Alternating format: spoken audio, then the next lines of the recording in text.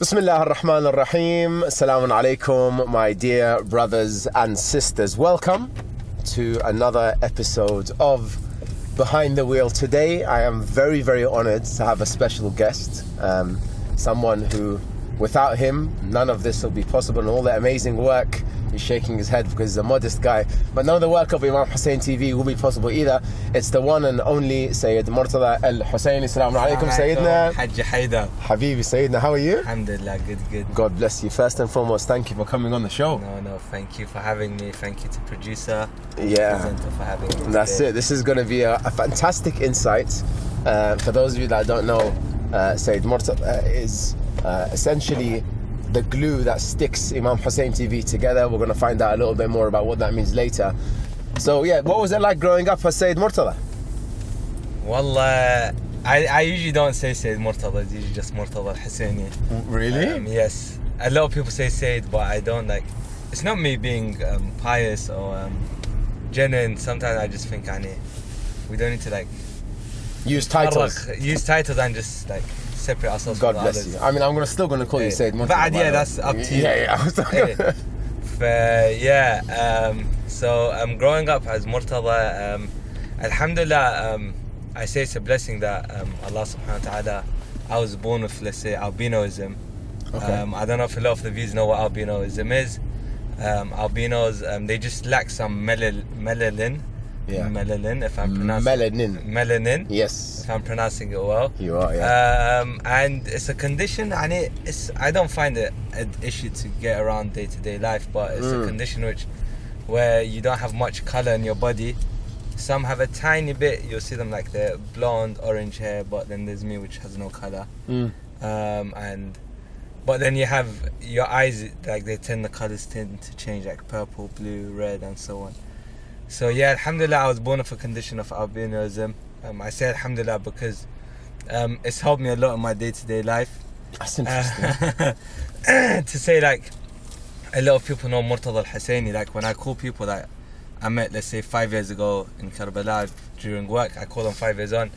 I'm like, Assalamu alaikum, it's Morteza. They're like, which Morteza? I'm like, the one with white hair. But that's why I say alhamdulillah. So that's your special power, and they know you. It's easy for me around work and my work in the community and so on. But it's really easy. It's interesting that when I asked the question about growing up, I don't know if this is because we're in an interview format or it's the first thing that came to your mind, but the first thing that you mentioned about growing up was albinism and you being an albino, basically. Do you as a child, was that a big part of you growing up? Did you know that you had something different in you? Yeah, I was gonna say from a young age, I really didn't. I didn't really tell there was an issue with me, anyways. I just dealt with it. I worked around my condition, and as a young kid, I don't remember having any issues. Other than, you have short eyesight. I didn't mention that.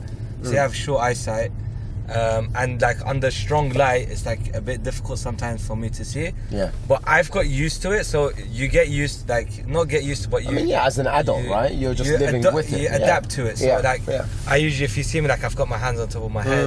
Or sunglasses. Or sunglasses, like I got on now. Yeah. So I adapt to it. When it's too bright, like sometimes I go out, I leave in the morning. I always carry sunglasses in my bag. When I leave at 6 a.m, it's dark, but later on during the day, I know it's going to get a bit bright. I put my sunglasses on. And nowadays, before I used to, like when I was younger, I used to be like, it's not sunny, I can't wear sunglasses, I feel embarrassed. But then nowadays, it's turned into a style where even when it's dark, guys are wearing sunglasses. For now, now you're just cool. I'm just like, I don't need to be shy or scared of anyone. Right. It's more importantly that my condition, and when I get to work or when I get to a certain place, I need to be comfortable, because sometimes, for instance, when you're walking and like your eyes are just closed for like 6-7 hours, or like say an hour, let's say, on the journey, when you get to the office or home, your eyes are tired, you strain your eyes.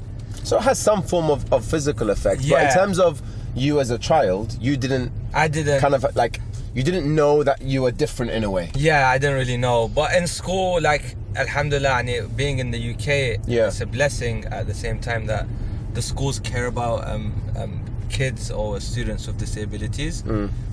I won't call this a really. I don't usually call it a disability because I think that people have more worse physical disabilities. Of course. Like they can't walk, they're paralyzed, and so on. Of course. Okay, so growing up, no real difference you have felt, and it seems like your parents. The schools all helped. Schools University helped. was very easy, alhamdulillah. And what was home like life? So, I briefly met your dad. Yeah. Here and there. Sayed Allah Hafdah. So I know as well your brother quite well. Sayed Morteza. I know you have a younger brother. You have one sibling sister as well. Yeah. So what was the household like? You're the second child, right? I'm the second child. Apparently, I'm very noisy and. What were you like as a child? Because by the way, just from my perspective, you're quite collected character now. Yeah. I feel like when you say something, it's quite well thought out. Yes. Like you'll see people that when they think something, they say it straight away. Yeah. But I do feel like you're more precise with your words. Yeah, with friends, I'm very normal. I will say anything. I joke around. So basically, Sayed saying that he's not my friend. No, I am your friend, but we're being filmed. I have. Just before this, we were speaking about Abu Amir behind us. That's true. But yeah, with even my wife, sometimes she's like, you're very quiet around people. I'm like, because of my job and what I do now, and the responsibilities I have, I'm not saying that eyes are on me, but eyes are on the channel. Right. And whatever I say, the channel could be held accountable for. Interesting. Because I don't like being the face of the channel. Right. Are you the face of the channel? I won't say I'm the face. I don't like saying I'm the face of the channel because there's a lot of other people behind the channel. Right. Which are doing much more work than I am. Okay. And have sacrificed more than I have. But the light isn't shining on them. It's just because, alhamdulillah, I was blessed to be like part of the PR team, and I'm in contact with a lot of the communities. Fine. We'll come onto the channel a little bit. I'm keen to know, going into high school, because we talked about being a young kid, and we'll talk about this a little bit later, but also you spent a lot of time in what we know as RA or Rasul al-A'bam, because your dad played a very prominent role there. Also, you kind of practically raised there alongside your brother. I think there's 1 year between you as well, so you spent a lot of time there. We'll touch upon that, but just very quickly, when you went to the high school years, I've been to high school. I'm sure brothers and sisters have been through situations where they realise that when you come in as a year 7 in the UK, or the first time you start second grade for those not in the UK,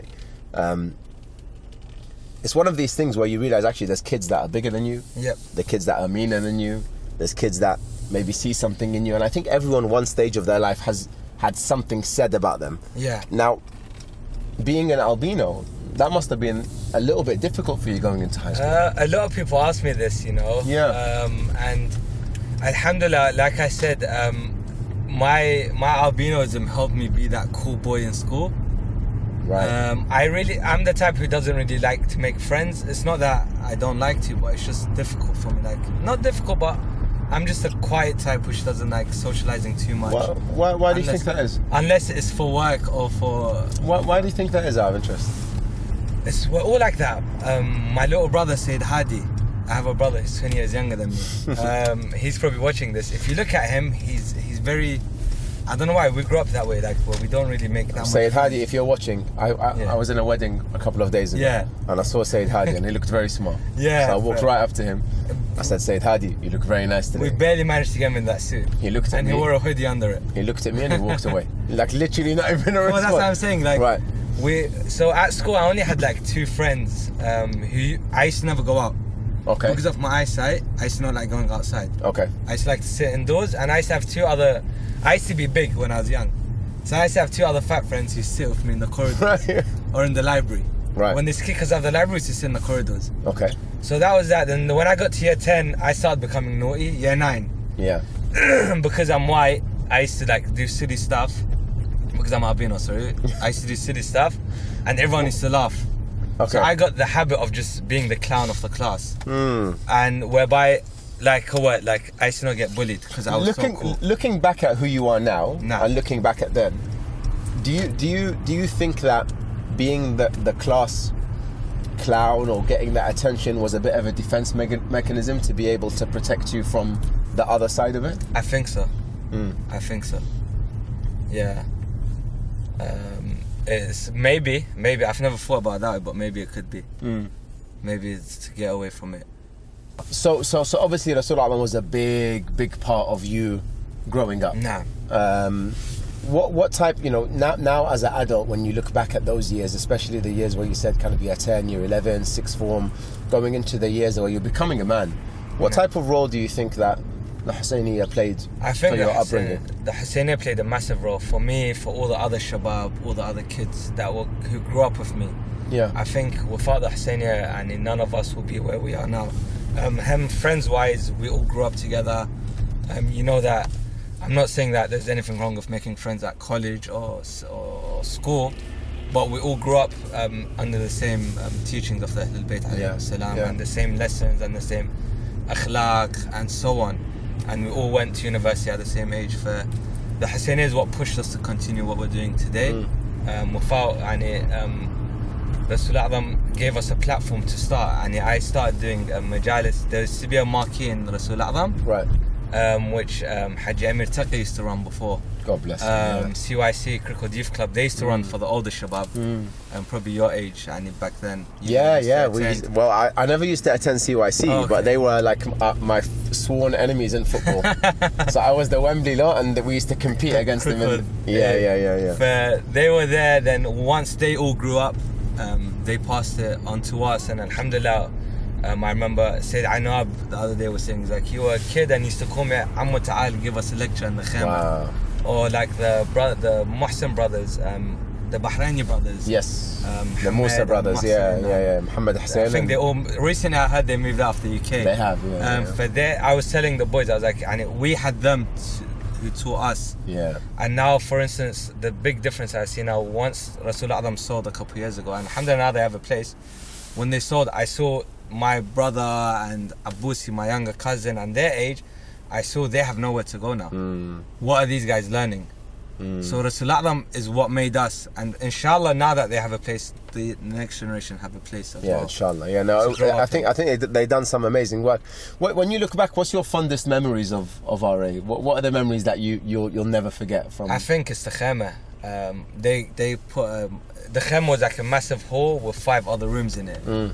So at a young age they gave us that marquee to like manage and look after, and we got to hold majalis in there, and then we had our own tuck shops and our own restaurants in there, and it was a very good memory in that marquee.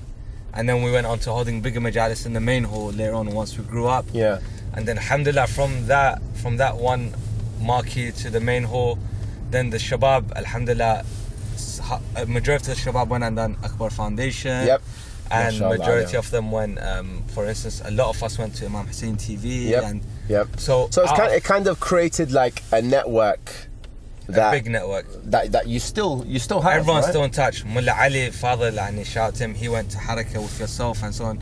Like you see these guys, everyone alhamdulillah established their own big organization.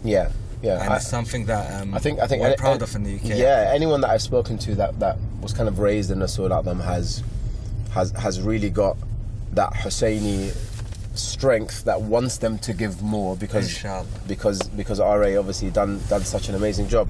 Okay, so that's kind of like growing up period, going to uni. What did you study at uni, Sayed? I done film and television. Okay. So this isn't, it's not by chance that you're working in a channel, like you actually had a passion. I done photography from GCSEs. Okay, that's interesting. Which I enjoyed. From GCSEs I done a lot of work freelance. So the first person I ever worked for was Nouri Sardar. No way. He used to go recite in places. Shout out to Nouri. Yeah, he used to go recite in places, and I used to put my camera in my bag. Amazing. And catch the bus and go to him and film him. Amazing. And then I done a couple projects. I used to do my own work, film documentaries like on Rasul A'zam. Right. I remember I used to go film them, then I used to go to Amir Taqi to News and IHTV. And I used to be like, Haji Amir, I done this documentary, and Amir is a very honest guy, which I love. Yeah. And that's what I learned from it. And he's told me it's rubbish. Fantastic. He used to tell me it's rubbish. Go shatter your dreams in one. But this is what made me so passionate. And I was like, if Amir's telling me this rubbish, ghasban ala aina, I'm gonna go film again and make a better documentary. Right. And now at work, this is something that I've taken on. Like when someone does something and I don't like it, you just tell them it's rubbish. I tell them it's rubbish. And Haji Qasim, like, that's not how you talk to people. I'm like, but then they're not gonna care. If I say it's nice, they go, yeah, it's nice. Then just feel more. I'm hoping after this interview you don't see him in the parking lot and Imam Hussein TV like, Hayder, that was rubbish. La. Wallah, I love the show and I'm joking. I'm joking. Okay, yeah. so went into uni. How did you eventually get into? Actually, before we get into Imam Hussein TV, there is something that I don't know necessarily if you want to feel free in talking about, but I'm going to mention it anyway because I think actually this is something that for the brothers and sisters at home, some of them might be in this situation or a similar situation where actually, you know, they might follow what you done and that might help them because you're talking earlier. You said you were a bit overweight when you were younger. Yeah. But it got to a stage actually where you're a bit older now. Yeah. And that weight started to become really unhealthy and actually potentially a bit dangerous as well, right? Yeah. 2016, I had a friend by the name of Joey. He's called Morteza Hussein as well, so I don't tend to come same name as me. Okay, fair enough. Very close friend. We grew up together. Still, I think now I only have like 2 or 3, 4 friends which I'm really close to, and he's probably like. No, I didn't actually My wife know calls him, he's your second wife. You care about him more than me. Wow. So yeah, shout out to him. We grew up together. Your nicknames match as well. Yeah. But he I don't know if he lets, it's not really up to him. It's happened now, it's too late. He's done a full introduction. Best now قص لك عنوان and address. And then he lives near me as well. Oh, okay, fair enough. We're neighbours as well, we're not far. Alright. He done the gastric band surgery before me. Like as soon as he turned 18. He's about 2 years younger than me. I tell him you have to call me Hammo. 3 years. He's younger than me. But he done the gastric band surgery first. So he was really trying to persuade me to do it. I was 136 kilos. Wow. 136 kilos. I was wearing XXX or XX large. Wow. How old were you? I was 19, 20. That's really young to be that weight. Yeah, we were foodies, and Crickwood knew, every restaurant knew who we were. Ajib. For Subway, Taste of the Whole, all of them. You never, like, at that age, you weren't doing any form of exercise or anything like that. It was just no Iraqi does exercise other than yourself. No, there's a few. There's a lot of football players. I mean, like, that's what I'm saying. So, you know, as a passion, photography and videography is not a typical passion, Tara. A typical passion for young Arab kids in London is probably football. Yeah. It's because I think I grew up to it. My brother was in the media. Okay. I spent a lot of time with Haji Amir seeing what he done. Yes. Bay TV. Yes. I used to see a lot of their work, so I was really you were drawn by it. Yeah. So I loved it. I was 136 kilos, about 19 or 20 if I'm not mistaken. How did you come? So for those that don't know, do you want to just tell us what type of surgery a gastric it's like they cut 80% off your stomach. Wow. So it goes back to like a baby's stomach.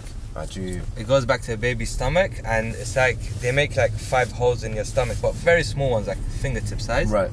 And I don't know how they do the surgery, but they cut out about 80%, and then they staple it back together, and the staples apparently evaporate later on in the future somehow. Crazy.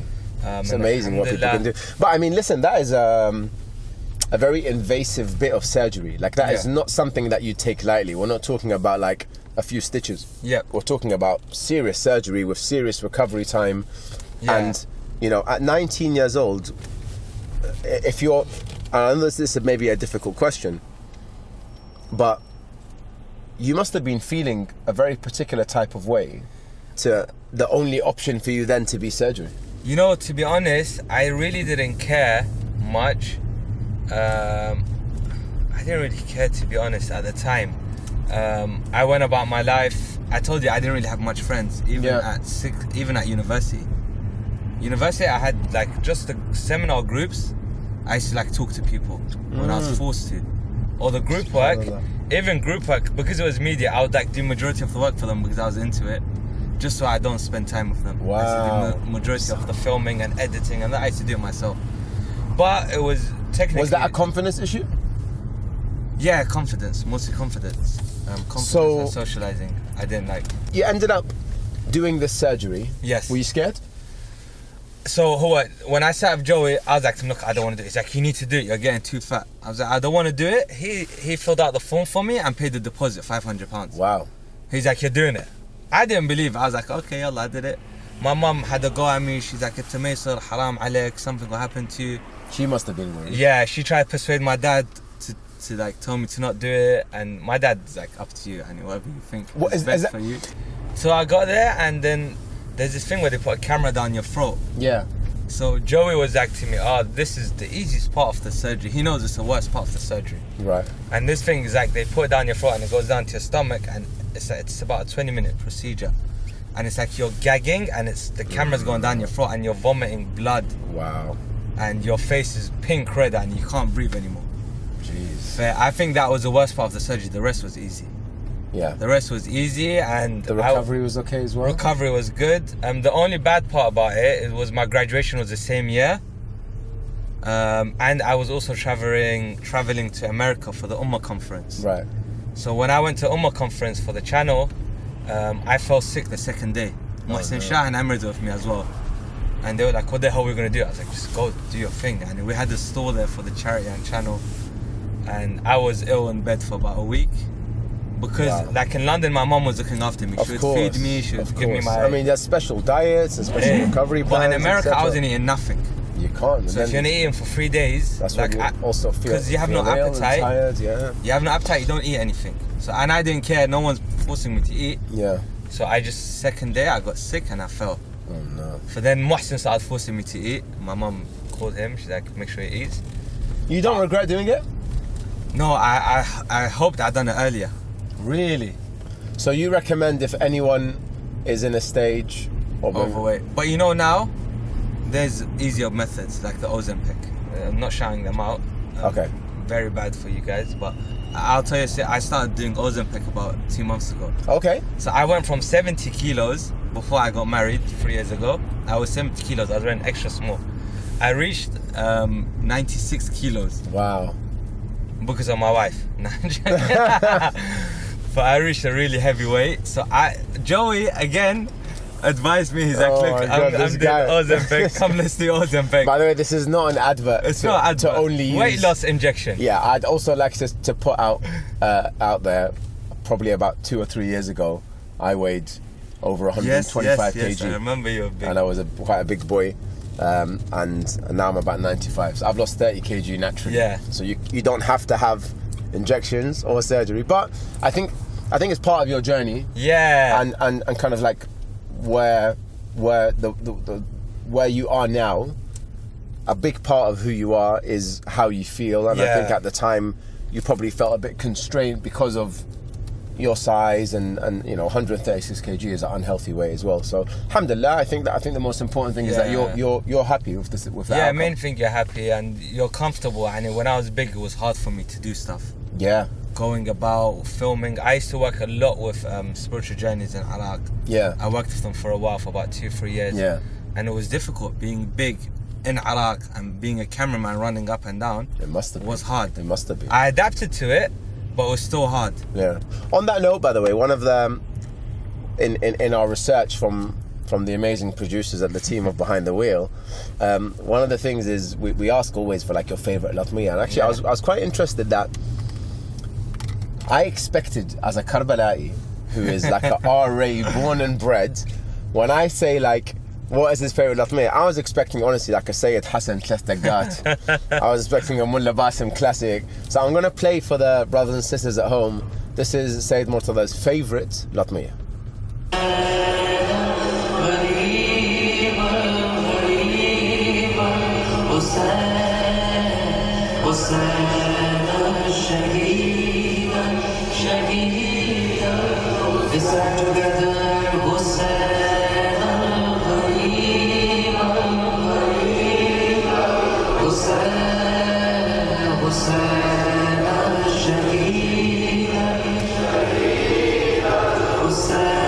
So Sayed, that latmiya, what's this? There must be a story. I mean, what language is that first of all? It's Pakistani. I don't know if it's Urdu, Gujarati. I don't know which language. I really wasn't expecting that to be your favorite latmiya. Why is that your favorite latmiya? Well, Alhamdulillah, I count it as a blessing. Like I always say, my job is a blessing. Alhamdulillah. From 2017, I started working for Spiritual Journeys. Right. Alhamdulillah. And that's how I got to know Dr. Sayed Ammar, Sheikh Muhammad. Well, I knew Sheikh Muhammad Hadley way back before as well. Yeah. Sheikh Nouro, a lot of faces which I managed from the community. I managed to meet through Spiritual Journeys. Alhamdulillah. And whilst I was working there, a lot of the people that come to Ziyara, mostly Pakistani, Khoja, you don't find much Iraqis in a tour group anymore. So their reciters are usually Pakistani or English. Yes. Like Mullah Ammar Nashid or Mullah Ali Safdar. Yes. Which I managed to meet while working with This is Mullah Ali Safdar, right? This is Mullah Ali Safdar. Right. So while working with them, in the 3 years that I was working with them, I used to, alhamdulillah, again, I used to get to go Iraq about 4 times a year. And Iran as well, with them. So while working with them, I picked up this passion and love for Urdu recitations. And it just is, even though I don't understand a word in it, maybe Hussein al-Gharib al-Shaheed, I understand his Gharib and his Shaheed. But the emotion that's in the people, in the audience, in the crowd that are sitting, that you see in their hearts, and like when they wail. So it's like the memories that it brings you as well. It brings back memories of Karbala. Brings back memory of Karbala. That was your anthem, basically. Yeah, part of Spiritual Journeys. And like, I'll be honest, every Ashura I'd listen to this track, and it's a very emotional track to me, and it's what makes me cry. It helps a lot, even though I don't understand the word. But it's what gets to me every time. That's the language of Imam Hussein. Hey, wallah. That's what it is. This is why I love that track, number one. Yeah, and actually, you now, you mentioned that you're not the face, but I think your name is synonymous with. There's a squirrel, brothers and sisters, that I don't want to run over. Your name is synonymous with Imam Hussein TV. So alhamdulillah, your day-to-day job is serving. Alhamdulillah. Your Imam. Biggest blessing. How did you get into it? So Haji Qasim Fahad, my manager, one of the directors of Imam Hussein Media Group, manages the London office and the Urdu channel and the English channel. He moved to the UK, if I'm not mistaken, 2016. Right. He came to the UK because of the channel. I don't know if he allows me to say this or not. He left his family for about 4 years. Wow, God bless him. He left his family 4 years till he managed to bring them here as well, alhamdulillah. Alhamdulillah. Because of his situation, he came to the UK. And 2016, he was acting with Sayed Morteza. What do you think? Oh, he's very close to my uncle, Sayyid Rauf Hakim. Okay. In Karbala, who also works alongside him. Okay, so your uncle already worked in the channel? Yeah, they managed the channel together in Karbala. Okay. So he was like, Sayyid Morteza, what do you think? We buy our own equipment. I was still working freelance. I used to be a freelance cameraman for reciters and lecturers and so on. Ahl Bayt TV, Safir TV. Right. I used to work for all these channels through my own equipment. He's like, what do you think of buying equipment? I was like to him, yeah, why not? So he bought equipment. Muhammad Rada Ma'ash as well, he's the one that advised me what to buy. So we bought 3 cameras, 3 tripods and 2 microphones. And we started recording. We started recording at my mum's house first. Wow. My parents were away for the summer once, so we started filming. Sayed Mohsin, we done a series in my mum's house. It was like some storytelling thing series we done. And then we also done then Rasul A'zam, after CYC moved out of Rasul A'zam, the downstairs, their old office, we took over the channel, and we started filming there. Awesome. So Mohsin again used to start doing like storytelling stuff and other shows. So subhanallah, Mohsin always remembers this. He's like, you get paid to sleep, and I used to have to do everything. So I used to put the camera in front of him, click record, and then go on my phone on Netflix and start watching series. Brilliant. And he used to read, finish.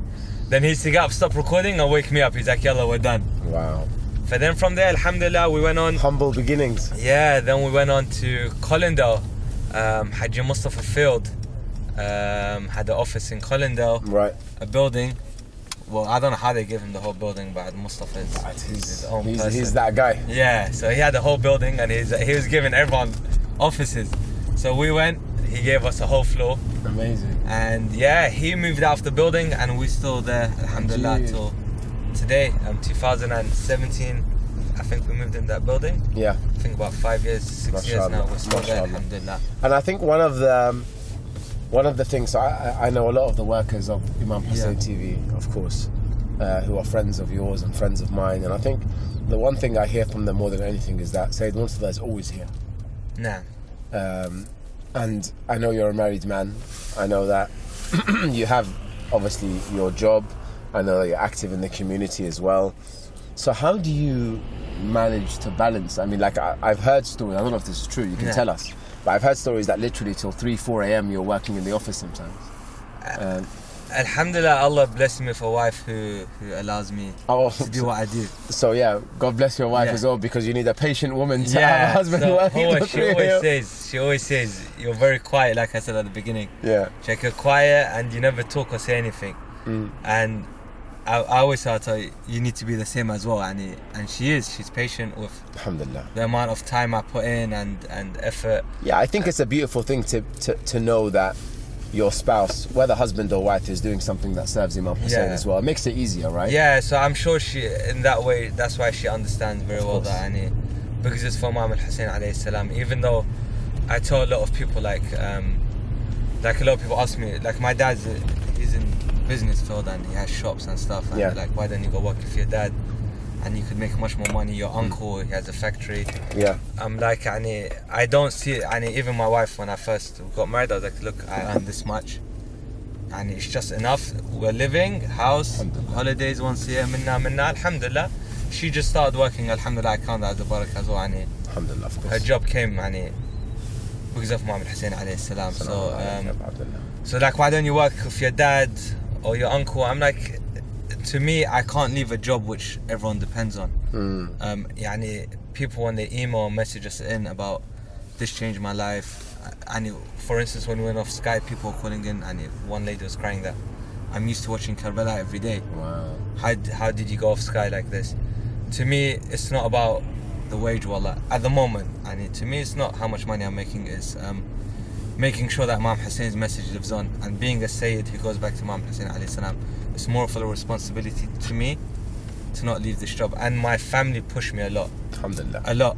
So listen, God bless Imam Hussein TV as well, because I know they look after their workers anyway. They look after us, alhamdulillah. And I know that the potential they have. Yeah, I know that you know, we talk about how you started and stories sitting down and you falling asleep behind the camera, and you look at what's going on now. Alhamdulillah. We're sitting in a car with 4 GoPros and we're having a conversation with mics that are picking up us. I mean, like, you know, you think about the Shia Voice, which is, you know, in my opinion, and I don't know if you agree or not, I'm sure you do, probably the best Shia show that has ever been created. It's absolutely phenomenal. And this is standards. The scale of things. Yeah, I think so. Is that something that drives you, wanting to pull the standards of Shia mainstream TV to a higher level? We have to. Why is that so important?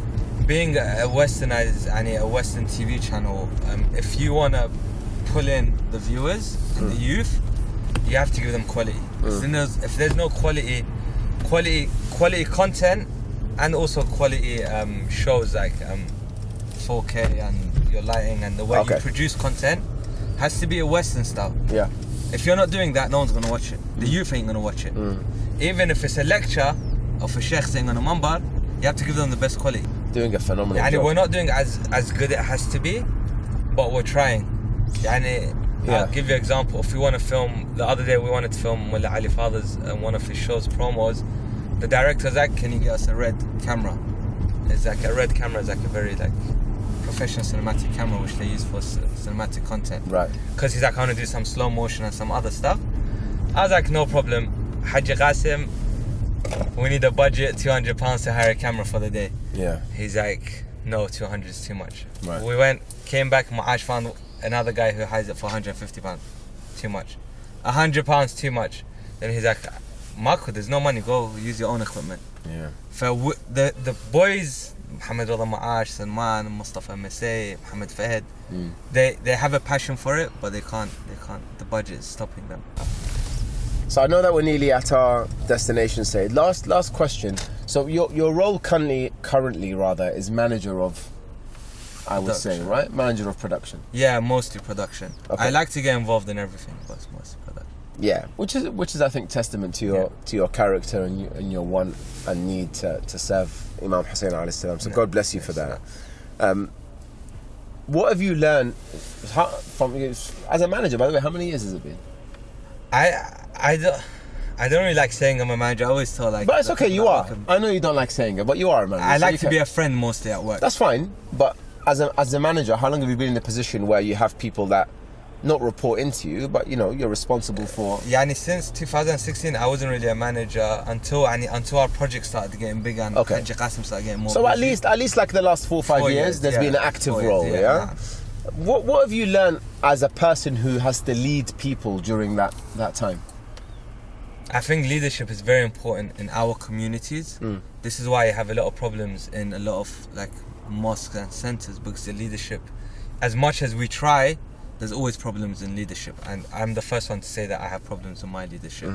Sometimes I may be too aggressive to my staff, sometimes I may be rude to staff, sometimes I may not value their feedback because I'm so arrogant at times when it comes to production.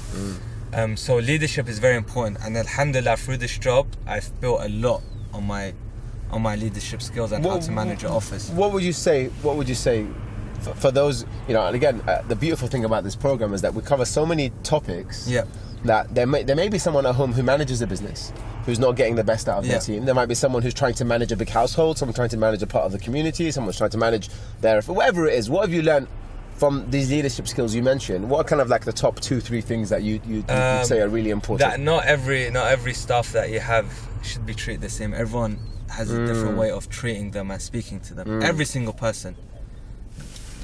I'll give you an example. The way that I speak to Mohammed Fahed in regards to his production, to the way that I speak to Sister Arouj, who's producer of Behind the Wheel, is very different.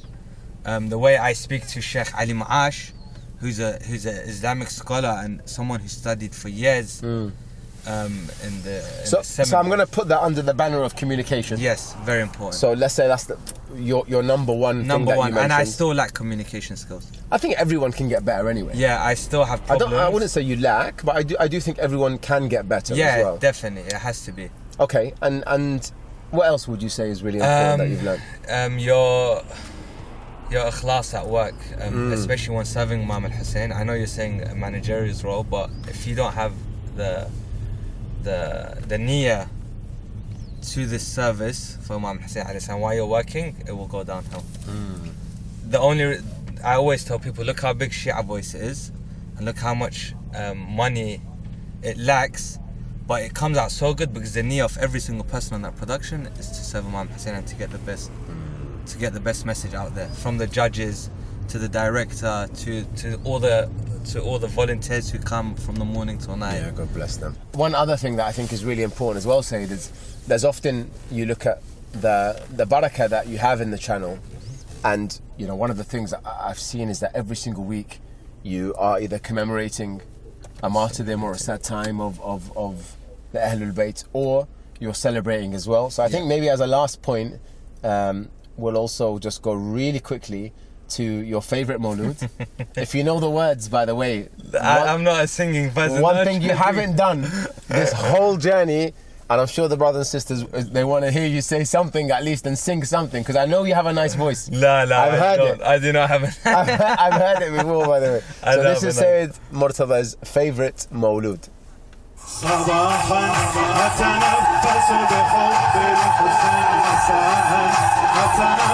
not going to sing.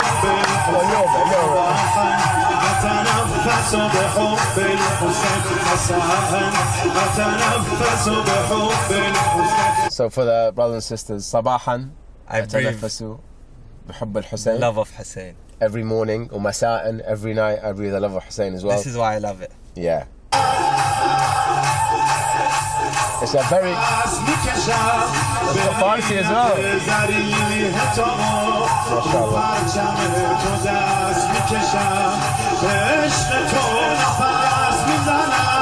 Yeah, it's interesting because the Latmiya that I was expecting to be a very much Karbala'i wasn't, but the Mawlid was. But listen, it's been an absolute honour to speak to you, Sayed. Thank you so much Thank really you very enjoyed much. having Wallah, you on the show. I enjoyed it a lot. I enjoyed it a lot. Before we go, Sayed, the last thing, as the brothers and sisters know, every single episode is we have a quick fire round of questions, right? Okay. So you haven't seen these questions. Okay. You don't know what the topics are. Don't be scared, it's fine. But what you need to do is the first answer that comes to your mind. If it's an option, just first one. There's no passing. And also, if it's the one that needs an explanation, nice, short, succinct, couple of lines, and give me your honest view, yeah? Bismillah, you ready? Yes. Okay, so the first quick fire round question for Sayed Morteza is, if you could be any Pokemon, which one would you be and why? Pikachu. You'd be Pikachu, why? Because Hadi loves Pikachu. Because Hadi loves... Brilliant. Apart from Abu Amir, so for those that don't know, Abu Amir is everyone's favourite.